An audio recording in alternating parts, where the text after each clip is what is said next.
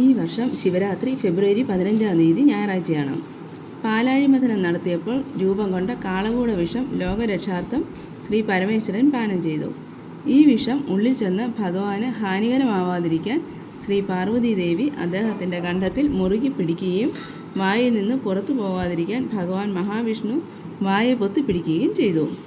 അങ്ങനെ വിഷം കണ്ഠത്തിൽ ഉറയ്ക്കുകയും ഭഗവാന് നീലകണ്ഠൻ എന്ന പേര് ലഭിക്കുകയും ചെയ്തു. കാളകൂട വിഷം കണ്ഠത്തിലൊതുക്കി ഭഗവാൻ ലോകത്തെ രക്ഷിച്ച ദിവസമാണ് മഹാശിവരാത്രിയായി ആഘോഷിക്കുന്നത്. ഭഗവാന് ആപത്തൊന്നും വരാതെ പാർവതീദേവി ഉറക്കമിളച്ച് പ്രാർത്ഥിച്ച ദിവസമാണ് ശിവരാത്രി. അതിനാൽ ഈ ദിവസം ഉറക്കമിളയ്ക്കുന്നത് പ്രധാനമാണ്. ശിവരാത്രിക്ക് തലേ ദിവസം ഒരിക്കലെടുത്താണ് വ്രതം ആരംഭിക്കേണ്ടത്.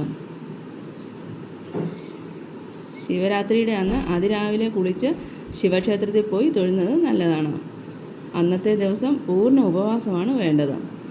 ഇളനീര്, പഴം, പാല് എന്നിവയൊക്കെ മിതമായിട്ട് കഴിക്കാം. പകലുറക്കം പാടില്ല. കഴിയുന്നത്ര നമഃശിവായ ജപിച്ച് ഭഗവാനെ മാത്രം ധ്യാനിച്ച് കഴിയുക. രാത്രിയിൽ ഉറങ്ങരുത്. പിറ്റേ ദിവസം രാവിലെ ക്ഷേത്രത്തിൽ പോയി തീർത്ഥം സേവിച്ച് വ്രതം അവസാനിപ്പിക്കാം.